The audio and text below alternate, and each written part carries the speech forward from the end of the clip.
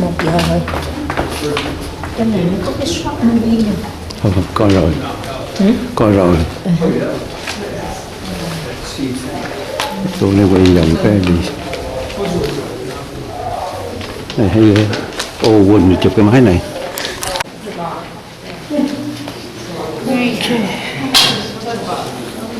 Did you actually see the plane down there?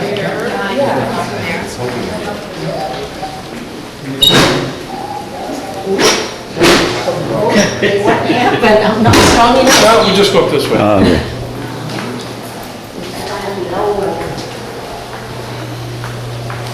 That's very interesting. Very, very smart man. Yeah, very interesting.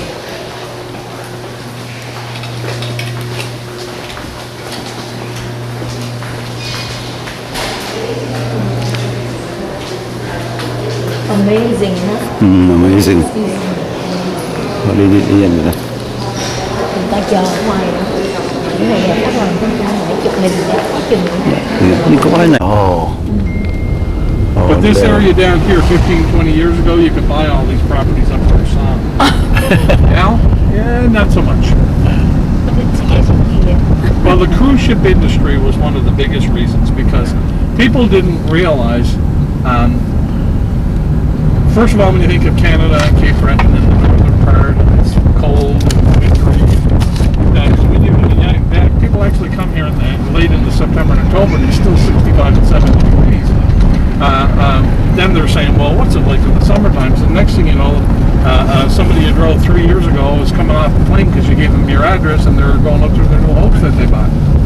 So it's starting to bring a lot of tourism back the other way. Oh my God, look at the sunflower. So huge. So we do have a great growing area, and again, we have some vineyards up here. Wines and vineyards actually produce a great Nova Scotian wine. And Oh. Cái thành phố gì ta? Đồ mà áo mặc bằng vun đó, vun non đó.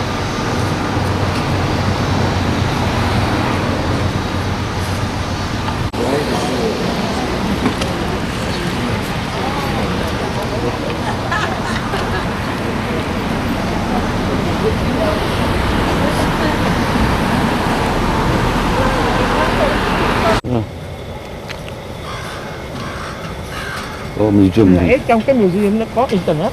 Có không? Có. Very strong.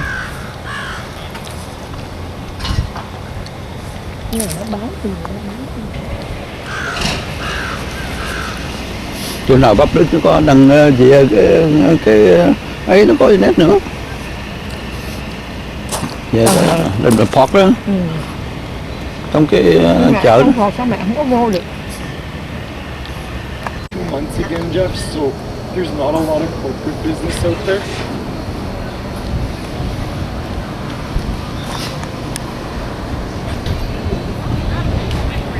Here đặt welcome to Bad Deck nè, bán được cái Ồ, cái này. mới được, mới thấy cái lighthouse này, thấy đường không à? Nè, chụp cho mẹ lại tấm khác có lighthouse này.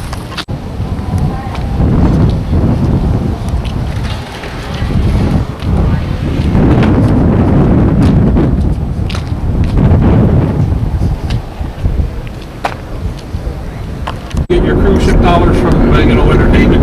So it's beneficial not only to the passenger because of the of the tour, but at the same time you're getting almost a different culture every night going through on these cruise ships. So it's one of the best bangs for the buck right now. So in the long run, it gives you a taste of something if you want to come back and see something at a more extensive. Yeah. Yeah, and To do the same thing by yourself takes ages, and you don't know what you're doing. You have to concentrate. when you say you're going to bring the dollar up and the economy back and the coal mines back and the working class back and that, and you've basically gotten a higher percentage and you're getting closer to that thing, then he's done what he possibly started out doing. Yeah. Is the end game worth going? Oh, Sea Lion Bridge. The Sea Lion. out here Cái gì? is Sea some Lion of Bridge. those islands where the seals would actually put their sea kayaking, and I have some property down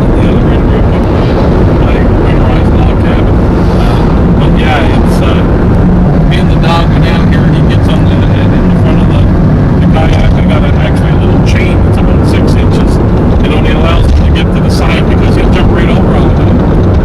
He loves to swim all the time. So, but yeah, we'll put the sea kayak in the water, and there's several little tiny islands. So coming into here, we have everybody has their typical little tri-park area or dual park. This hooks up with a walking track that goes over to the boardwalk of the city, and up and down the harbor there's a huge boardwalk monitored in the evening. Beautiful little street lamps and that. Just a wonderful little area to visit. Walk up and down with concerts and people playing. Buskers are down there, so it's a lovely little place to walk in the evening. Of course, we have our little gazebos. You can just imagine there's probably about every wedding that goes on in the city has their pictures taken there. Now, just around the turn here is the huge iconic amphitheater that you guys will put a big smile on your faces when you see how diminutive it is. This is a beautiful little Sculpture, a native guy goes around and carries civic address and everything into it. So here's our big amphitheater.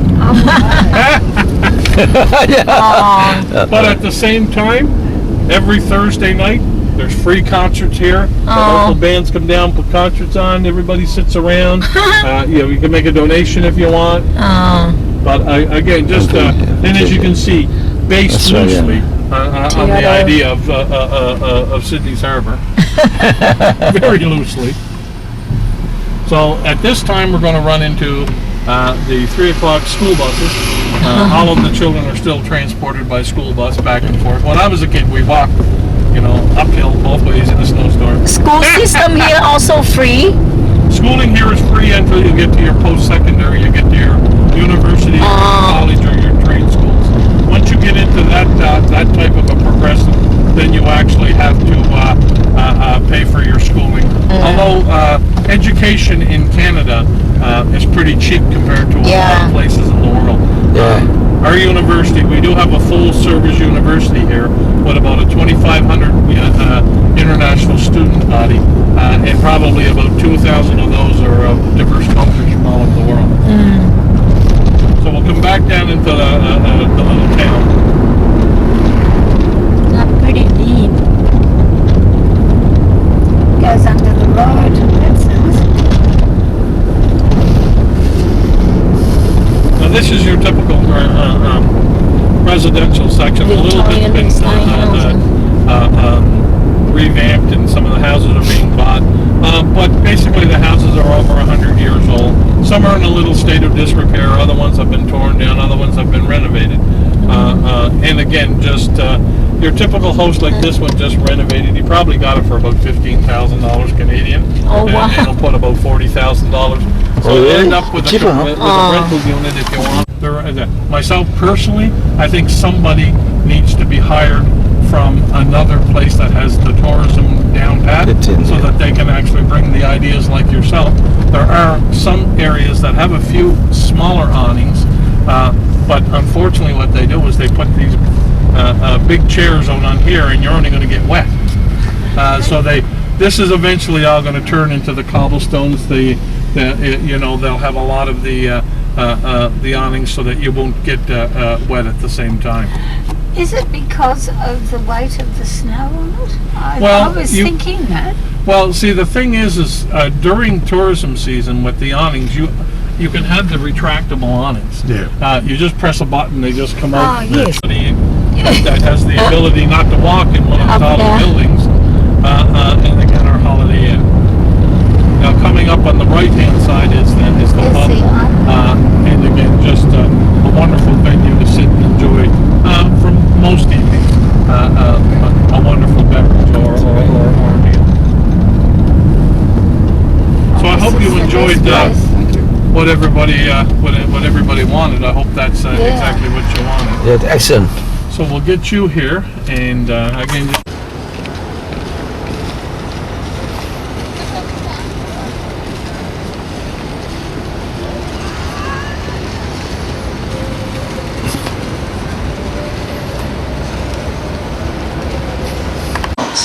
For nearly a century now, that's been the preferred combination.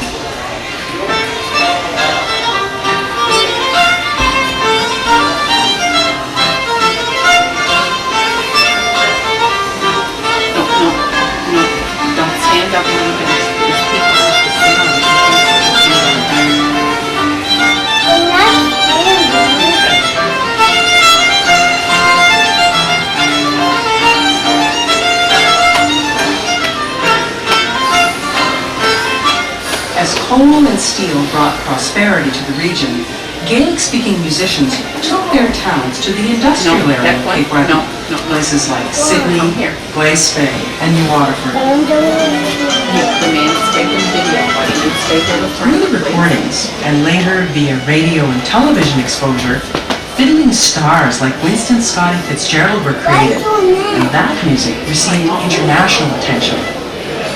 Winston was my hero, I liked a lot of the players. I just, nice, until the day he died, nobody else played it. The violin has always held a place of great importance in the lives of Cape Bretoners. To celebrate this tradition, and to serve as a showpiece for this harborfront facility, the Sydney Ports Corporation commissioned local sculptor Cyril Hearn to design and build a giant fiddle. Okay, let's go.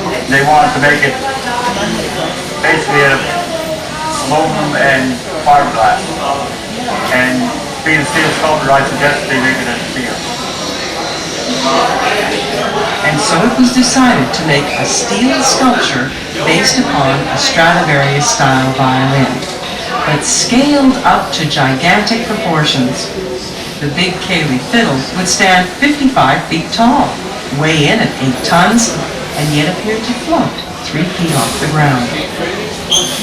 We made a paper template to save the actual size of the fiddle for when it's going to be finished. And from there, we laid it out to make stiffeners that's going to support the front and the back, and the interior support system for the whole fiddle. This part right here, this detail right here was the hardest part to get into it, because what it is actually compound curves, and it's on a taper. So if you did any kind of steel fabrication, you know that this is the hardest thing to make right here. From design to installation, the big fiddle took 8 months to build. No detail was too small to be overlooked. From the scrolled neck with functional tuning pegs to the strands and the bow, the accuracy and realism of the final sculpture is what most impresses those who come to see it. This is the first for me, and you know, like a lot of artists really love to have this job. They wait all their lifetime for something like this to happen for them. Finally, in January of 2005, the steel sculpture made the short journey to its new home in front of the cruise pavilion. Since that time, the fiddle has become a focal point for the community and continues to generate much excitement, attracting both tourists and local residents to downtown Sydney. They come to see and hear the big Cayley fiddle. Visitors are quick to discover that the sculpture is not only a feast for the eyes, but for the ears as well. The fiddle contains a sound system that continuously plays medleys of traditional Cape Breton music. And what of the music itself? Many tunes have been handed down by ear through the generations that are still performed at venues throughout the island. But Cape Breton also has a rich history of composition. Players who create music using the traditional art forms. The next step became obvious. Why not have an original medley of Cape Breton tunes composed for the installation? Renowned Mabu composer Kinnan Beaton was chosen for the task. For myself, I get inspired more at the house session. There's 5 or 6 hand fiddlers and musicians in the house, and we're having a party. There seems to be more music going into my head the next day. They're inspired, I guess. It's the environment. I don't know anything about it. They seem to come up there. The Ports medley consists of a march, strathspey, and reel. The tempo increases and the rhythm changes as each successive tune in the grouping is introduced.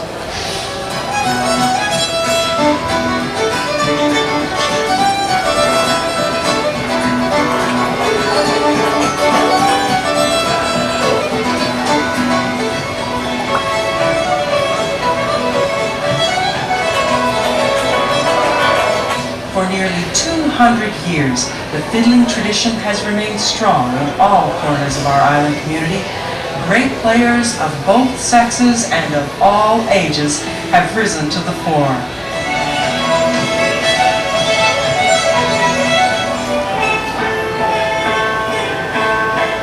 And the music also transcends cultural boundaries, with many violinists of Irish, Mi'kmaq, and French-Acadian background choosing to adopt the Cape Breton sound and share the tune repertoire.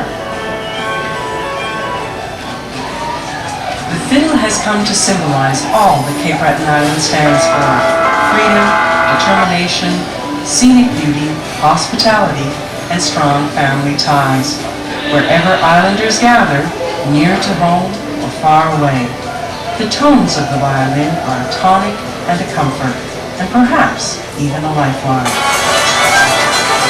Cape Breton is one of the most exciting parts of Canada in which to live right now. And my reason for it, or for saying this, is the fact that Cape Breton has become known all across the world because of people like John Allen Cameron, and because of people like Natalie McMaster, Ashley Mackay, the Barra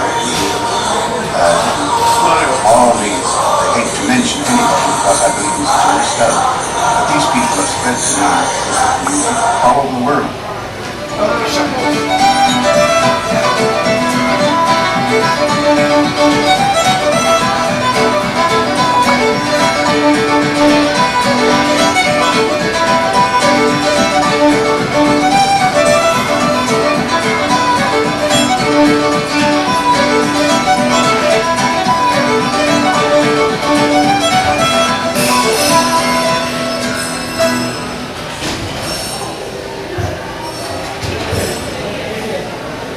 So here's what happened. Thank you. Thank you. Welcome to the Port of Sydney and the Joan Harris Cruise Pavilion. We invite you now to sit back for the next 15 minutes or so and enjoy our video presentation, which explores the roots of Cape Breton music and tells the story of the building of the world's tallest fiddle.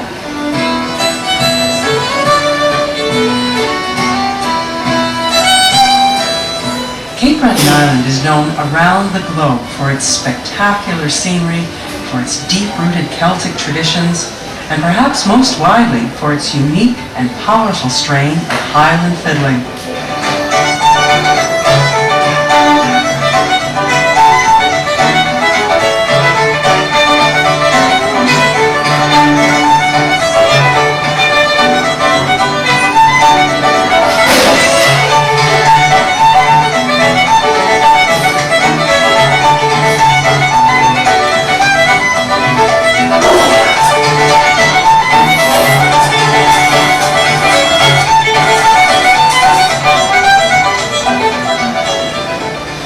The Celtic form of fiddle playing dates back to ancient times. It came from the continent when the migrations took place way back before the Roman Empire even. And they brought this style with them, piping, from ancient times, biblical times, and they eventually found their way to Ireland and back over to Scotland. In the 1700s in Europe, there was a great revival in fiddling, and during this period, the ancestors of present-day Cape Bretoners were playing this kind of music. The arrival of the fiddle in Sydney and to other areas of the island can be traced back to the middle of the 18th century, to the period following the famed Battle of Culloden. It was then that boatloads of Scottish immigrants began crossing the wild Atlantic to establish pioneer homes in Nova Scotia, a Latin term meaning New Scotland. Along with their meager possessions, these hardy settlers carried with them a wealth of culture, their Gaelic language, their songs and folklore, and their piping, dancing, and traditional violin playing.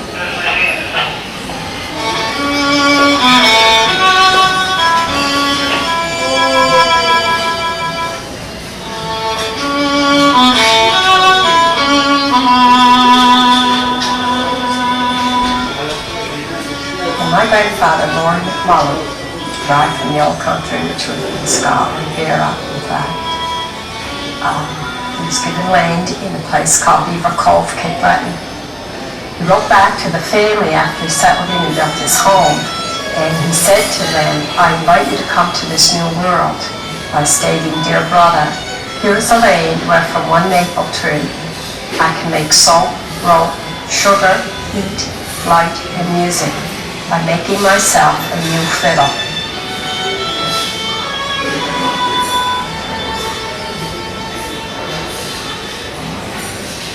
In the early settlements and rural communities, when a neighbor went to Kaylee or to pay a visit, music was a typical source of recreation. In fact, at most gatherings, be they barn raisings, weddings, or wakes, the fiddler was both required and heartily welcomed. With the arrival of the 20th century, we see the growth of schoolhouse dances, and then witness the birth of two-day parish picnics. Here on outdoor stages, solo step dancers and square dancers tapped and shuffled to the lively fiddle tunes. Not long after, dance halls were constructed.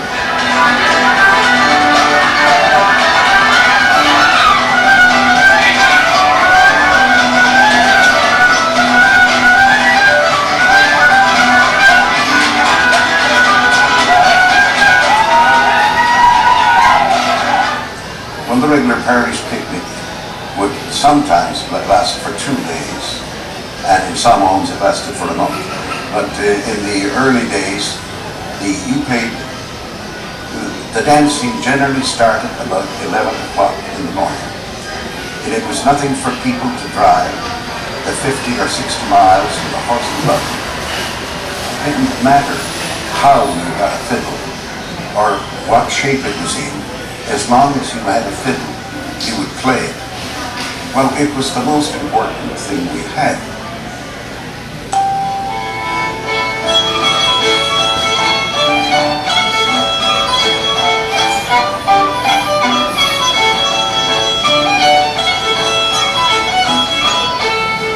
Listen closely, and you'll probably hear that island fiddling has been greatly influenced by the skirl of the bagpipes, with the violinist often imitating the drone, the so-called cuttings, and other musical ornaments of the piper.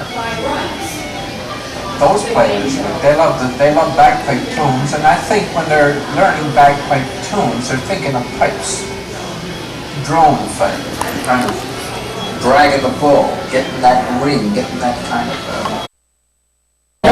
Dinner for tea. Giờ nó có nói về Charlotte Town này. Ok, bây giờ đi. Ăn xong vậy đi. Dinner for tea.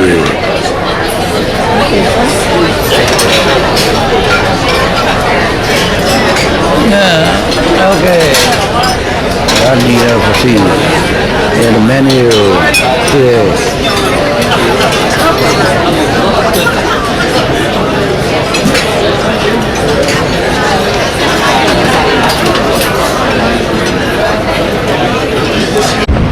Prince Edward Island.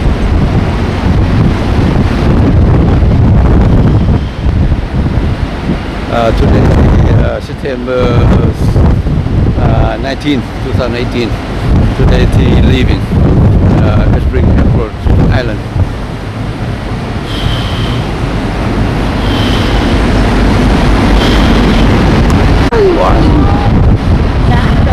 Prince Edward Island.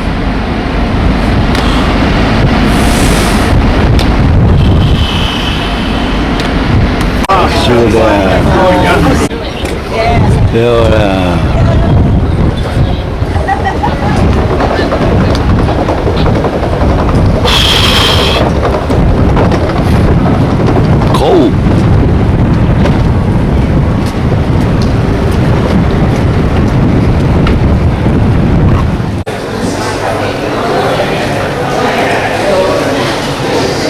Em thấy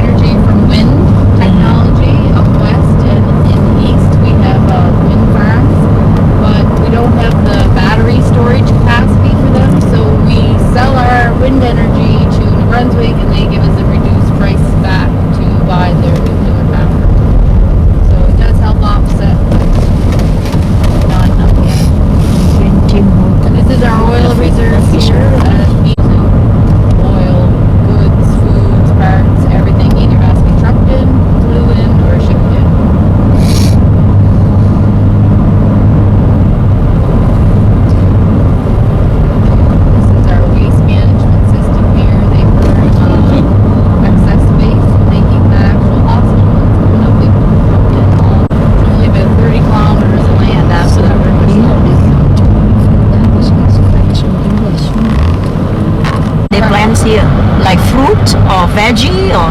We grow a lot of potatoes. Oh, potatoes. So, soya, cold crops like broccoli, cauliflower, cabbage. We grow a lot of potatoes. We have Cavendish Farms. They're owned by Irvin Oil.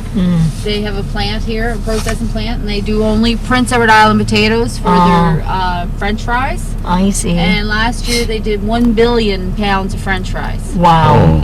And then we are the number 2 or 3rd producer of potato seed in the world. Really? Yes. So if you're growing potatoes, a lot of times your seed would be coming from More than Idaho? And our soil is very nutrient rich, and it's kind of a reddish color. Yeah, that's what I remember, the red soil. Yeah, it's got that red soil because it's really high in iron oxide, and the iron oxide comes in contact with oxygen and turns that rusted ready. They started this new schedule. Must be a small. If you're not there 15 minutes before your turn, you lose your turn. Yeah, so it's just they've been making things very strict, I guess. Oh yes, yeah. Except for a slow day, like if there's one ship in, probably if there's 22 drivers show up, only usually around 8 will get out. But now on a day like today with 2 ships in. Yes, so in 1803 in Belfast is when the Scottish settlers arrived here with the wood sulphur. Now before that the French were here, the Acadians. They first arrived in the 1700s. So some of that area was already kind of Acadian farmers, but then when the English and French kept fighting, the English finally won 58 or the lots that they gave to Lord Selfridge. So he had those lots, those were his land, and it's all Belfast that he was supposed to try and settle. And so that's what he did with the Scottish, the Highlanders, he brought them. Which ended up being a really good match because their area where they were from, I'm told, in Scotland was a lot similar to what they were farming here. So it wasn't that big of a jump. And the other reason why they were really successful, it was like what they call an influence soy products. It is harvest time, so the fields are being harvested. The potatoes, I imagine. Now they're probably going to put in winter wheatlands, marshlands going in. We have I guess we don't really have official rivers. We have more estuarians, I think they call them, because it's all fresh water running into salt water. Like it's fresh water up here, but then it all runs into a saltwater area at some point. I think this sort of connect to the ocean, right? This is connected to Northumberland Strait. That's Northumberland Strait, and then at the east and western tips, the Northumberland Strait joins the Gulf of St. Lawrence, and the Gulf of St. Lawrence, once you go out a little further, becomes the Atlantic Ocean. It's all the same kind of body of water, but different names for different areas. You guys are got lots of pasture land out here to roam, so. Where we are, we drink the ocean water. Oh, do you? You must have a salt.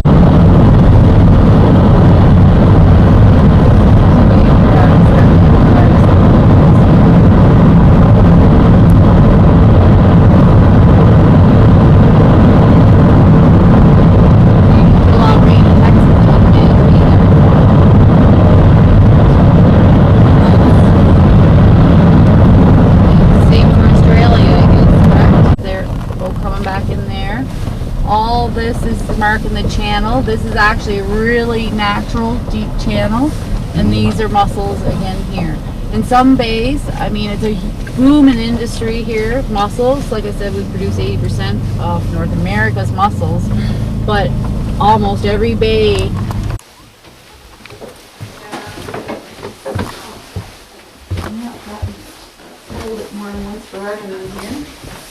Sunday school days.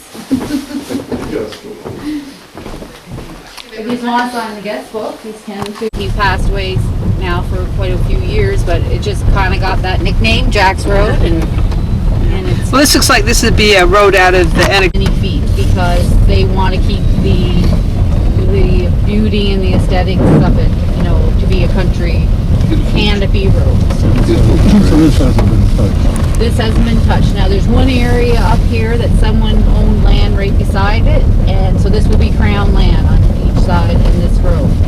And then someone owns right up to it, and they cut like a little bit into the too far in, and there was just a big uproar because it does take away from the canopy effect if you cut too close. So you can see in there, see how there's a little bit in there where it starts to clear out. Someone owns that land there. They started cutting. So, but you can only go so close to this road. So.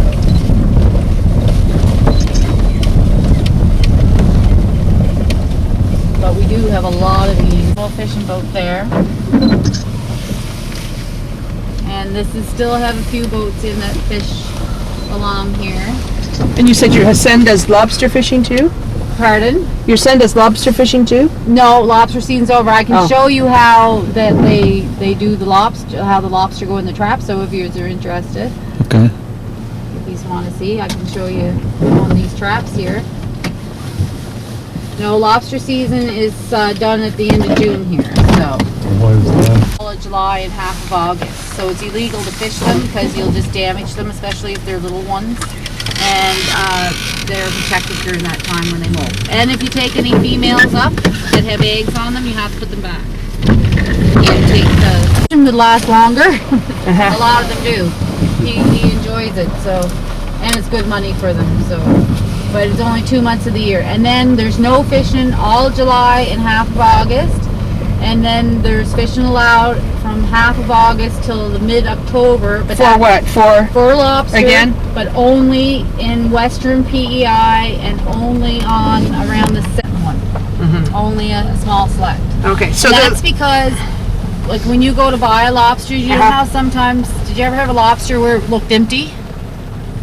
Like, so in the fall, if you ordered lobster off a guy who's fishing in the fall fisheries, you'll get that shell and you'll think, oh my gosh, look at that lobster, he's 2 pounds. When you open that up, there might be a 1 pound lobster inside because he just got a new shell. Oh. So he hasn't filled out his shell yet.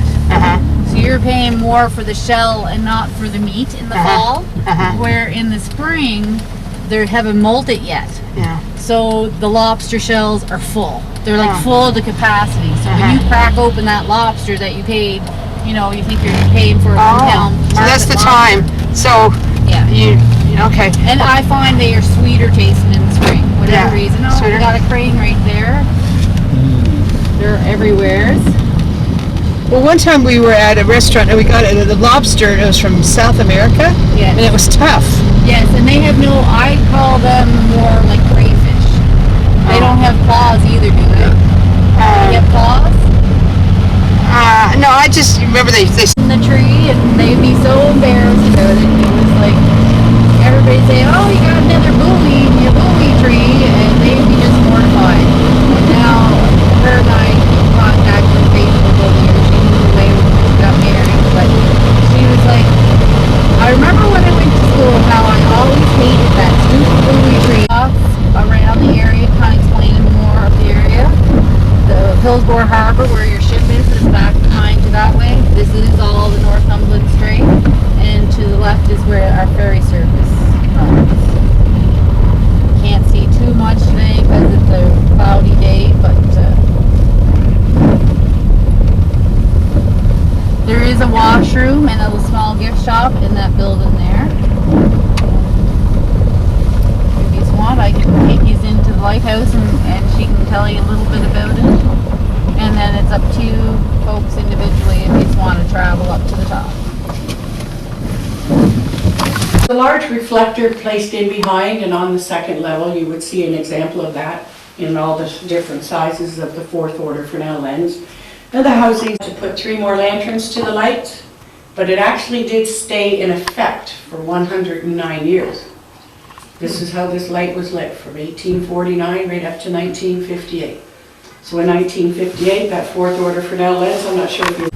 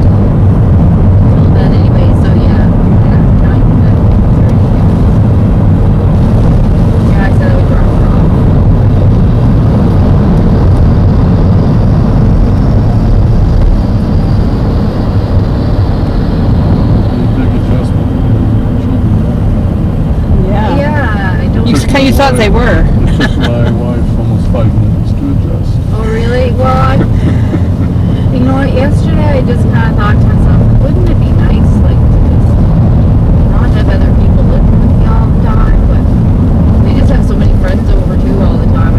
Sometimes I feel like I can't find I knew, I think, more what was going on in their life then if they were home. You know, like they text me everything. And so. Well, mine really got connected to my daughters when they got children. Yes. And then all of a sudden I was just hearing from them constantly. Yes. You know, via the phone. And I remember when I moved away when I had young children, but I didn't call because at that time it was 25 cents a minute to call for where I lived. So I just didn't, you know, that wasn't something I did all the time. But now you just see everything their kids do. And yeah, no, and my mother, I was the same when I started having my children. I moved back to PEI, and so there was no charge to call her. She lived down in Belfast still, where we were there today, and I was in the next community, so there was no long distance between the two. It's taken them about 5 years because with a heritage building, you have to have all the same time period. If a pane of glass had to be replaced, it has to be the same year glass they replace it with. So a lot more complicated. And I'll show you the bed center. I'm just going to take you around. This is what we call, well, it used to be University Avenue, but I think they've just renamed it Great George Street because that's what it originally was. But for years when I was growing up, this is called University Avenue because it's the main strip. All of this is considered Old Charlottetown, where we're at. It's the original city, and then after you get past those next lights up there, it starts to become more like the new Charlottetown. From that light on, it's not as nice architecture, or it's more modern. Walmart, Home Depot, all that sort of things out that way. So that's where a lot of Islanders go because it's the mall and everything out that way. This is more like little artisan shops and restaurants and really nice shops to buy clothes. So this is all Old Charlottetown style. New building as well, though it's supposed to be like one of the most self-sufficient buildings built. It's energy efficient. I think it has some solar, those panels, I think generate solar power.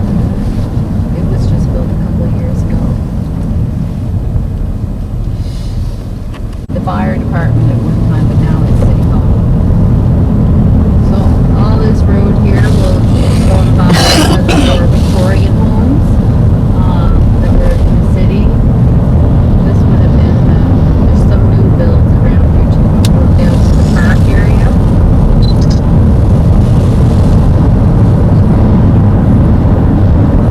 A lot of people take pride in their place, even if you just live in a little tiny. So I think that would be demolished.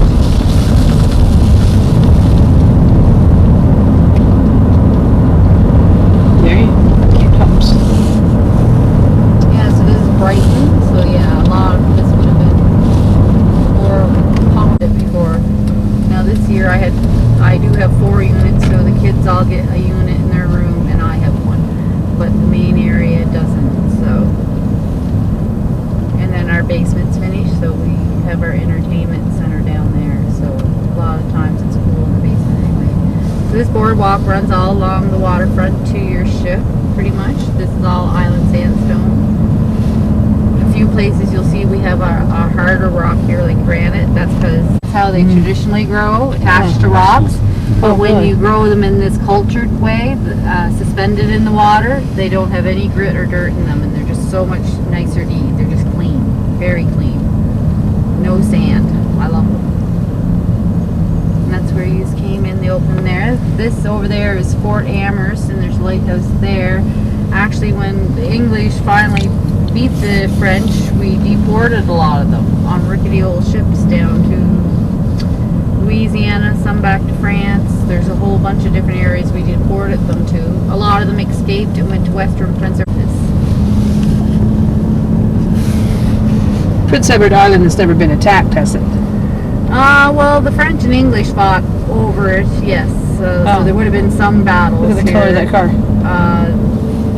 I think by the time they usually go North Shore, actually, William flew a helicopter in. So that's our Queen's representation. That's who lives in there, the Lieutenant Governor. In residence, so why they have the rope up when she's not, if you just want to try the ice cream.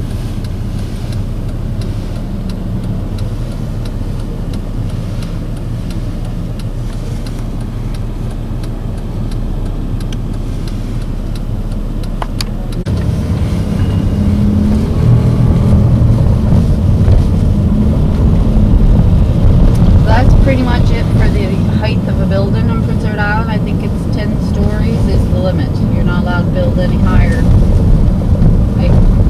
I assume that is because we only have shale rock, pretty much. We don't have a great foundation anywhere, and that is Province House there. That was built by the same architect as Bandon Bank, the Lieutenant Governor's and Point Grim Lighthouse.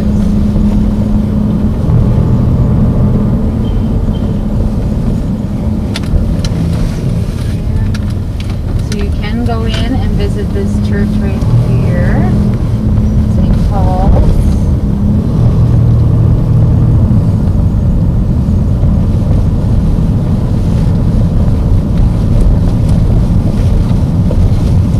This is our bowling alley and kind of community center.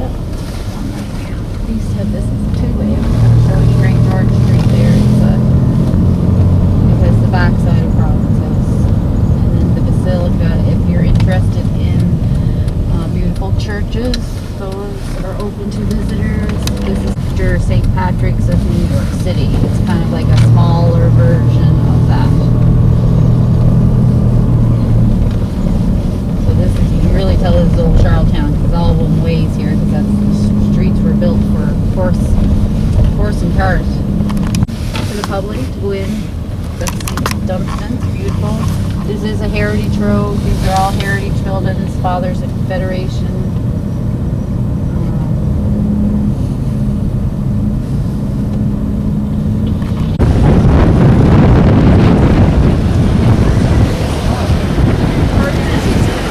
Actually, 4. 3 points.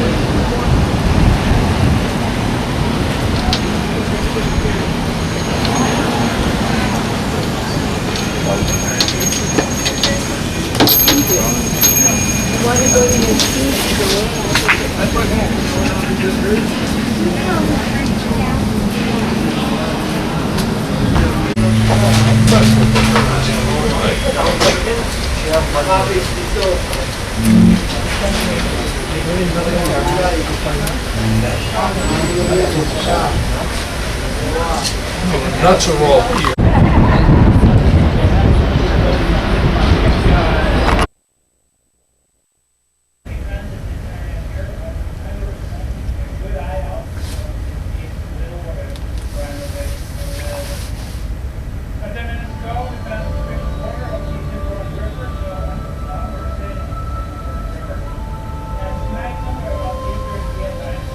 In the heart of Southeast Asia is an ancient kingdom.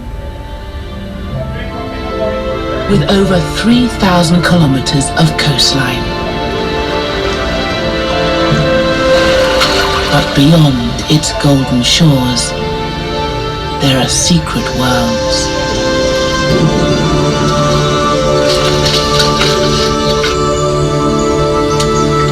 Home to mysterious creatures and forest giants.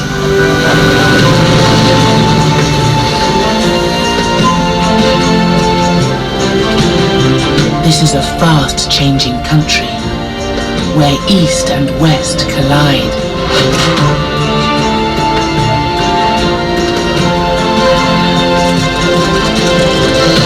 People and animals must work together to survive, forming unique relationships.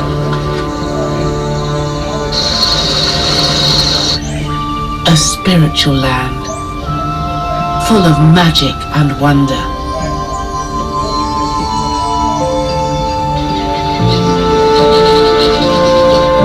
This is Thailand.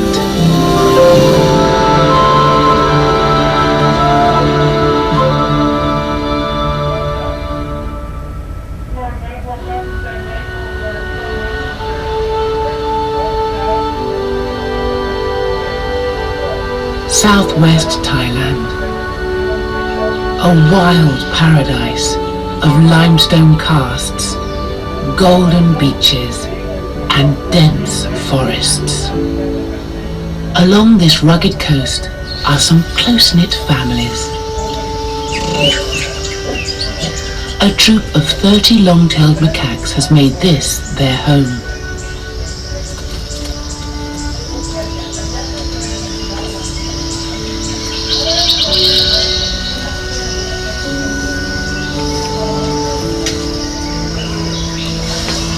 This youngster has relied on his mother for the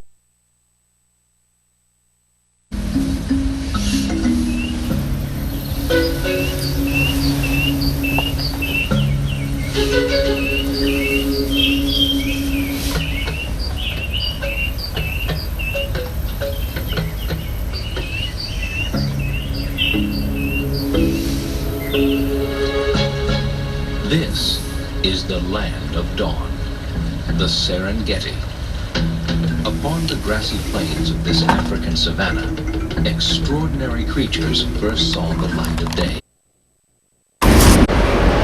Saguenay, Saguenay,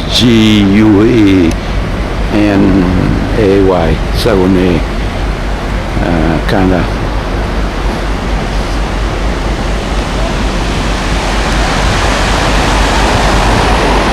Today is September 25, 2018.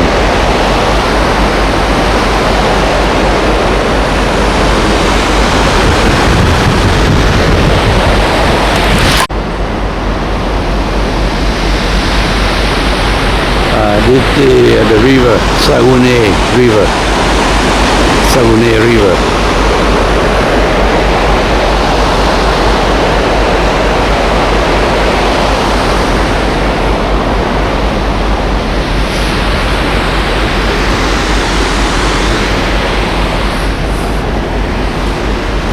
Today is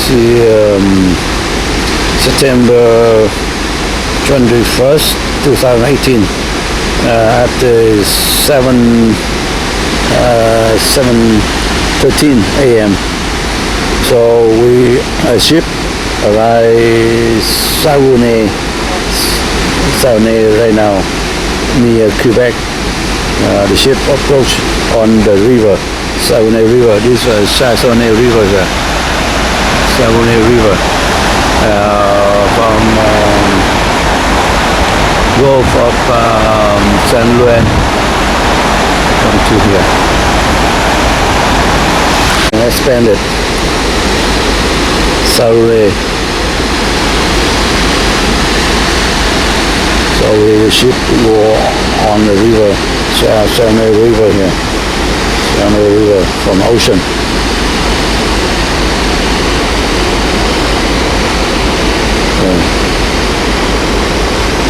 So near Quebec,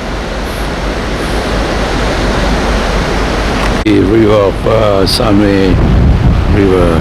Officer told me there's a half fresh, half seawater.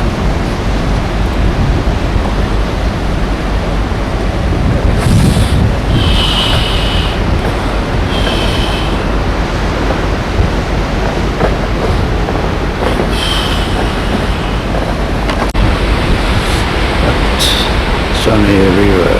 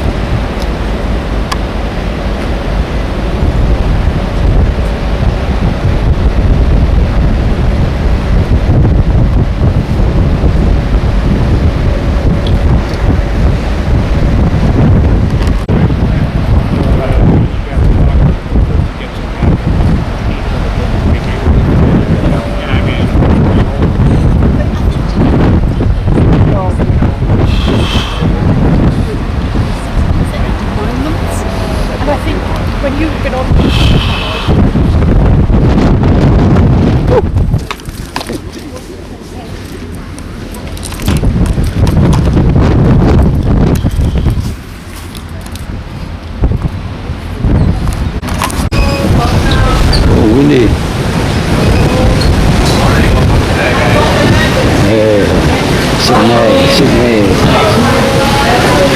Good morning, welcome to Tag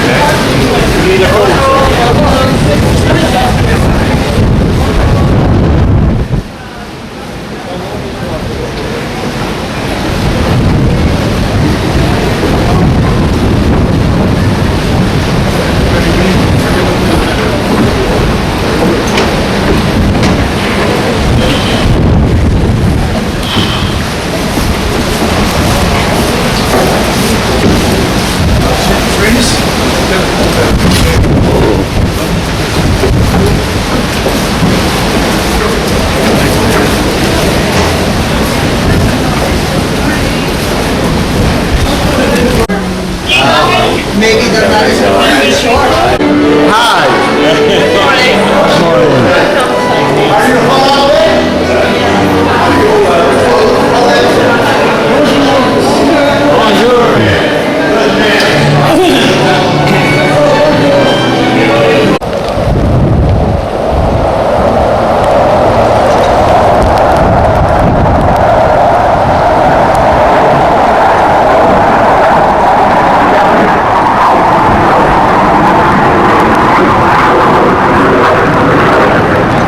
I want to welcome you to the beautiful area of Saguenay-Lac-Saint-Jean. Here we're in the L'Abbaye district, because before 2002 there was the city of L'Abbaye, the city of Chicoutimi, where we're heading, and the city of Jonquière. But in 2002 those three cities became one that is now the Saguenay city. And Saguenay is the seventh biggest city in Quebec. So the population of this in L'Abbaye is 20,000 people. And the population of the whole area, Saguenay and Lac-Saint-Jean, it's 278,000 people.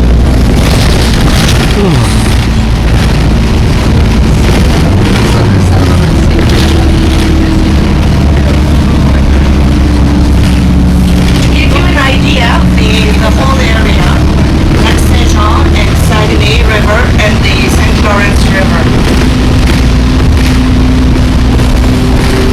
I'll show it to you later just to explain things, okay? Oh, we're tough. Yeah. No? Okay. So I'll present to you the flag of Saguenay-Lac-Saint-Jean. We are the only region who has its own flag. You know, every region in Quebec, we are the only one who has its own flag. So our flag is very important to us. And our flag is even older than the Canadian flag. So what do you think the green represents? Absolutely. You just have to look around. Right? You know, we have 49 municipalities, and 23 of them are dependent on the forest industry. So that's really important for the economy. The red part, the yellow one,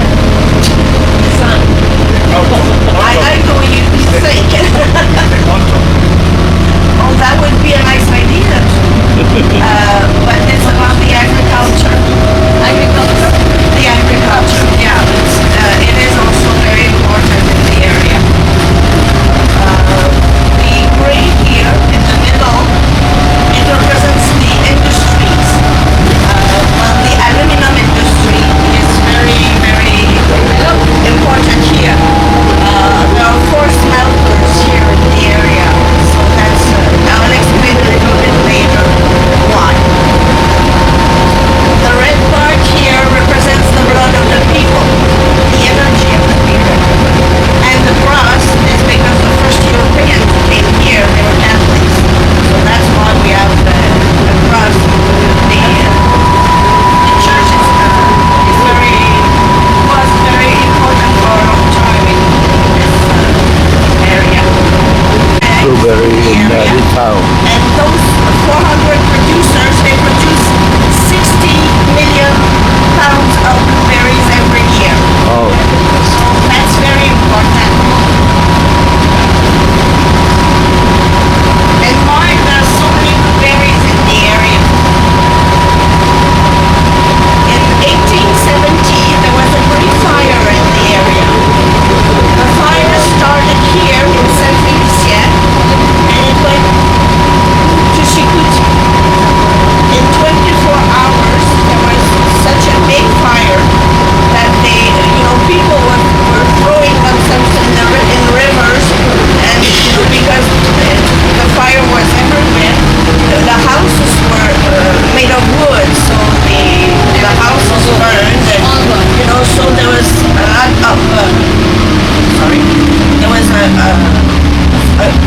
fire was so big that after that, people were left with nothing.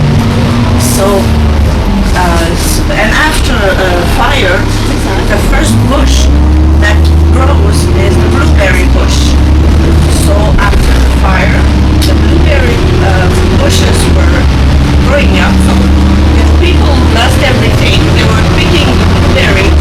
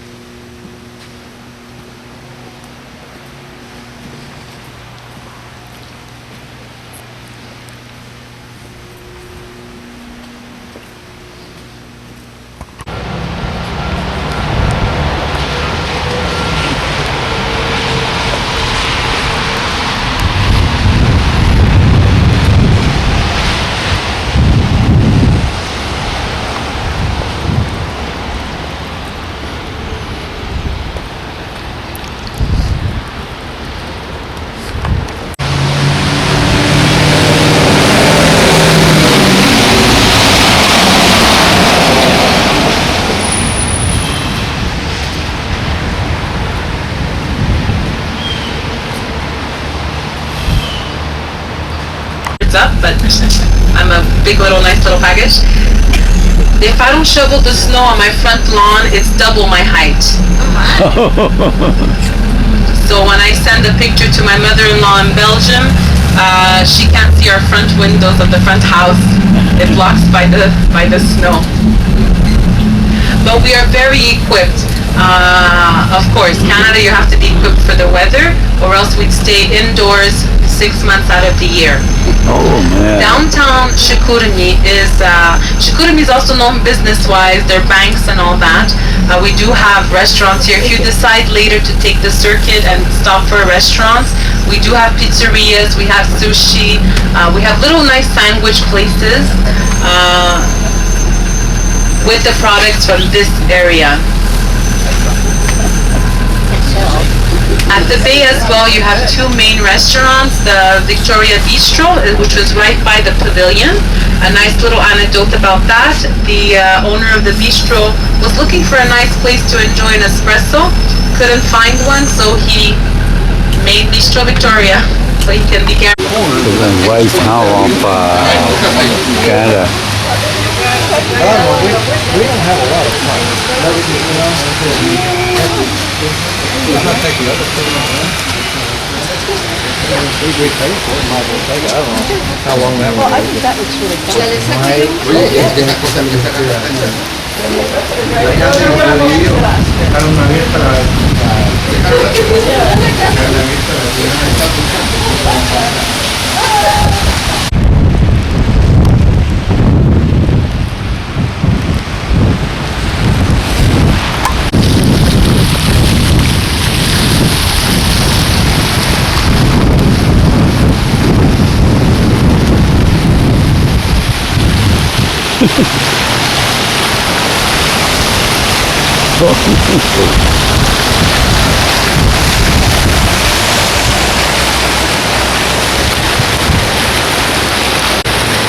Oh, really? The year of this slide is 1936, 38. 19. And the green represents the forest. The yellow represents the agriculture because we have many agriculture between each main center. And the gray represents the aluminum because in the area we have 4 aluminum smelters. And the red represents the force of the people of the area. And the cross, that means 95% of the population are Catholic. So when the flag of Canada, what year? What year flag of Canada? The flag? You said it year older than the Canada flag, right? It's older. But this one 19 what? 1938? 38. 1938. 38. How about and the Canada? Canada, I think it's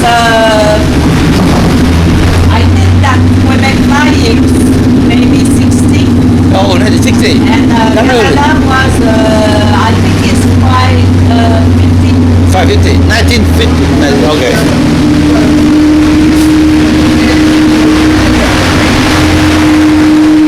And they born here at Chicoutimi, and that's why they gave the name of this man at the center. It's a sports center, and we have actually a major hockey league here, and the name of the team is Les Saguenayens. And we also have speed skating, and we have many people from the region who win Olympic medals here. Oh. They practice at that place. It's the link to go to Quebec City from here. The distance is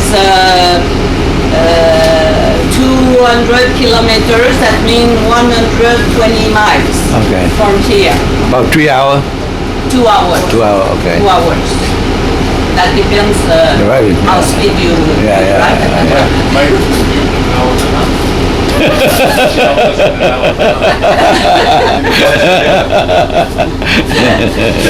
Ils sont en train de dire, Michel, que ça te prendrait 1h30 pour aller à Québec.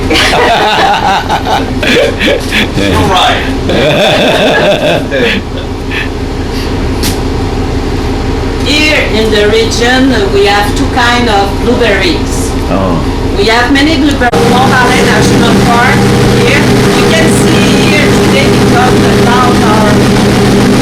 And when it fell last winter, it fell 22 feet of snow. Oh, just two. At the Mont-Valin. Oh. And when you see snow on the top of this mountain, that means that 3 weeks after we have snow here. Oh, okay. And we have snow from mid of November until mid of April.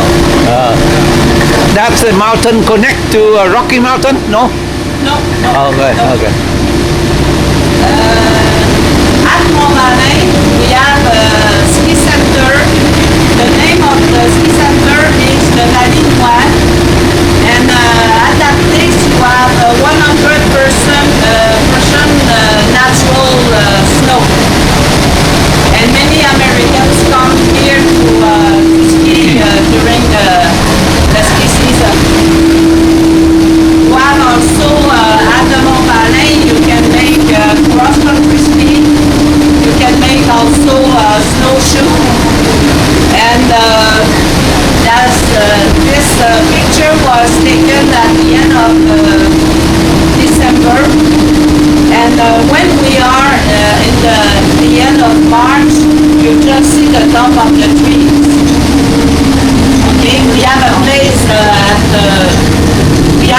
at Mont-Valin we call the Phantom Valley, because you just see the top of the trees and the snow frozen the top of the trees, and they looks like phantoms. Oh. We will arrive at the next stop. If you want to go by foot, your boat is just 5